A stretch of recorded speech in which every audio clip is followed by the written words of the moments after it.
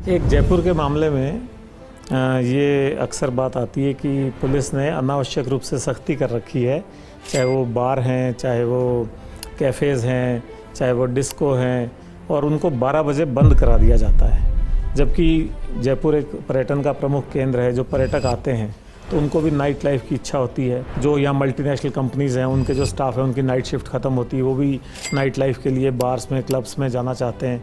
तो वो 12 बजे बंद करा देने से अब ऐसा देखने में आता है कि लोग गाड़ियों में ही, सड़कों पे घूमते हुए ही इस तरह का शराब का सेवन करते हुए मिल जाते हैं, या फिर वो पार्टियों का एक कल्चर चेंज हो गया है। कई लोग गुड़गांव जाने लग गए हैं, कई लोग जयपुर शहर से थोड़ा दूर जाके फार्म हाउस पे या वो एयरबीएनबी पे कमरा या मकान लेकर के उसमें पार्टियां करते हैं। तो इस बारे में कोई एक संतुलित दृष्टिकोण मेरे ख्याल होना चाहिए।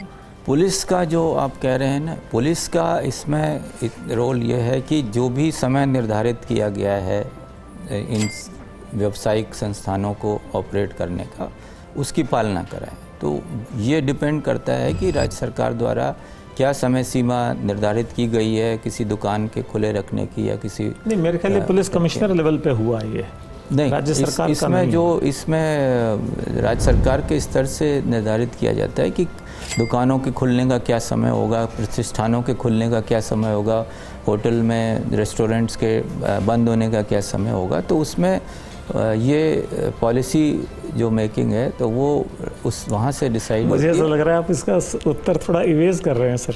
मतलब आपकी क्या सोच है, क्या होना चाहिए? रात को देर तक, जैसे गुड़गांव चले जाइए, गोवा चले जाइए, रात को 3 बजे 4 बजे तक है, हो सकता है उतना तो संभव नहीं हो, लेकिन 2-1 बजे 1 बजे तक कुछ होना चाहिए। आपका व्यक्तिगत सोच क्या है, कैसा होना चाहिए नाइट लाइफ के बारे में? सुनने में नाइट लाइफ एक नेगेटिव वर्ड लगता है, लेकिन ऐसा नहीं है। लोग जाके खाना खाते हैं, थोड़ा बहुत जो बार में बैठते हैं वो करते हैं, वरना वो चीज़ें दूसरी जगह करेंगे। इसमें एक स्थान के कल्चर पे डिपेंड करता है। तो अलग अलग शहरों के अलग अलग कल्चर हैं। आप गुड़गांव का कहते हैं, आप गोवा की बात कर सकते हैं, आप बॉम्बे की बात कर सकते हैं, फिर विदेशों की बात कर सकते हैं। तो उसमें कई चीज़ें उसके साथ आ जाती हैं कि वहाँ पे किस तरह का कल्चर है। आपको सिर्फ टूरिस्ट का ही नहीं सोचना है, आपको स्थानीय नागरिकों की सुविधा का भी सोचना होता है। तो ये एक बैलेंस बना के ही ये सब चीज़ें निर्धारित हो सकती हैं कि वहाँ का स्थानीय कल्चर कैसा है। और फिर आता है टूरिस्ट का, कि टूरिस्ट को हम एनकरेज भी करना चाहते हैं, but not at the expense of local resident. तो ये सब एक बैलेंस बनाने की बात है।